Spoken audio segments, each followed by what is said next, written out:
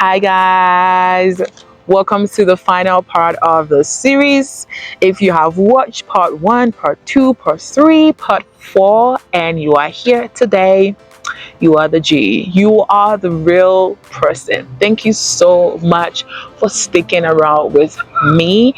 As I mentioned, these videos are just a summary of some salient things that you need to have in mind before you graduate.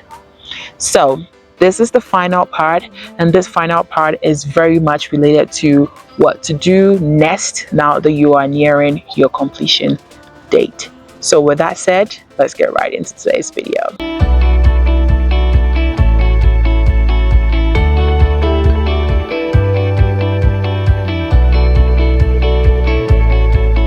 My name is Gifty. I do videos on grad school, experience, and I do natural hair videos.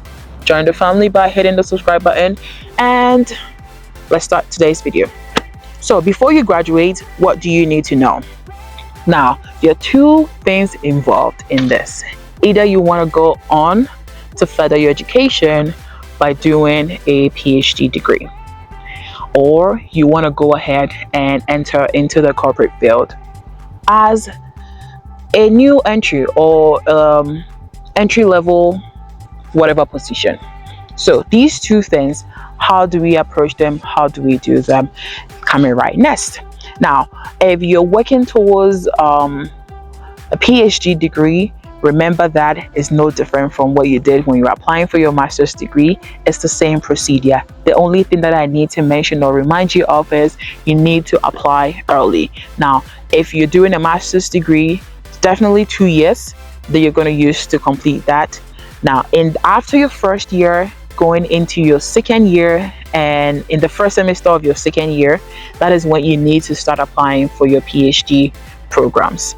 Now, nothing changes. I have videos on how to apply to schools, what documents you need.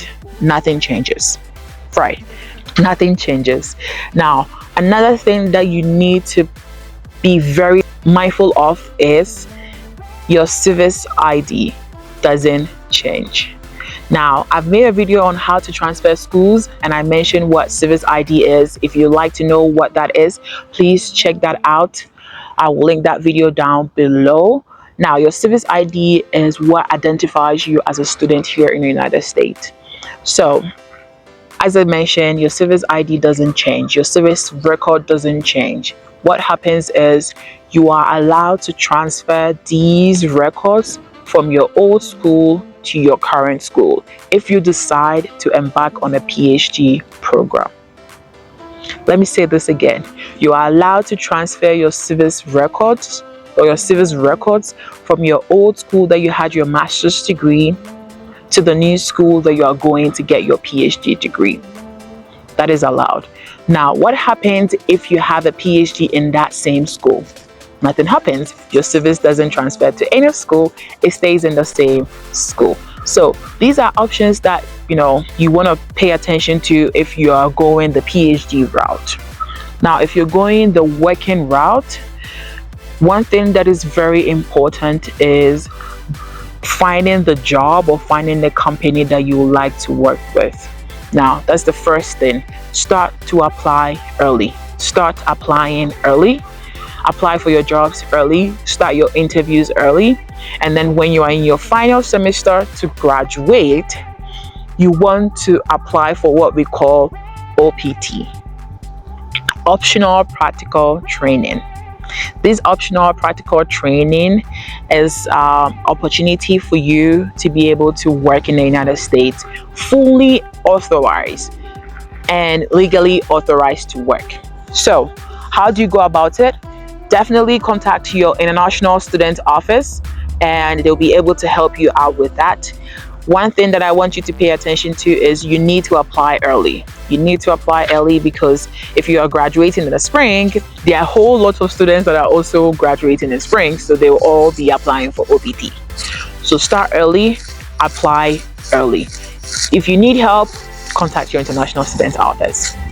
Now, with that said, the last thing that I want you all to very much keep in your heads is this.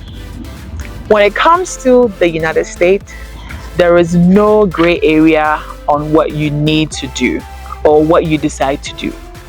What I mean by this is you cannot decide to want to go have a PhD and work at the same time. There is no middle grounds for these two things. You have to make your decision prior to taking these huge steps that I've mentioned, prior to transferring your records and prior to applying for your OPT.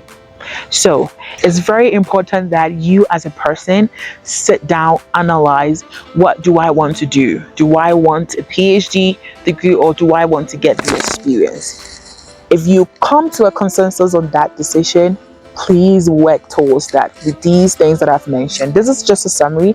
It has a lot, there's a lot involved in that, but as I mentioned, this video is just a summary to hit on salient points and important points that you need to pay attention to. So as I said, if there's anything that you're taking out of this video, is the fact that there is no gray area when it comes to the USCIS, which is the organization that is in charge of whether you are going to school, which is your service, or you're applying for OPT, and even for your CPT, which is your curriculum practice training for when you're doing your internships. So with that said, you don't want to find yourself in the pool where you are being denied or your record is being destroyed because of your indecisiveness. And with that said, we have come to the end of the 5-part series of my master's degree summary. I hope you guys learned something and you are keeping something in mind.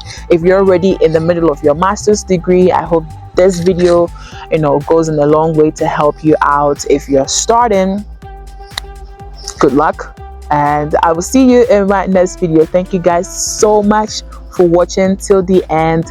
If you're not subscribed, hit the subscribe button, help a girl grow her channel, and like this video, share this video to friends and family who may be in the same situation as I described. And with that said, I will see you in my next video. It's Gifty here.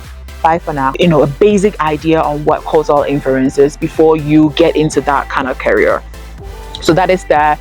Be mindful of the elective courses that you need to take, and be mindful of who you want to be in your career, in your field, because sometimes we have this huge thing as, oh, you did mathematics or you did applied mathematics, but then there are a whole lot of directions that you can go. And if you Google the career or the career position titles that a mathematician can take, it's a lot. So you can specialize in your field. Now, how do you specialize? By using these elective courses. And the elective courses do not necessarily have to be in your department, they can be in other departments. So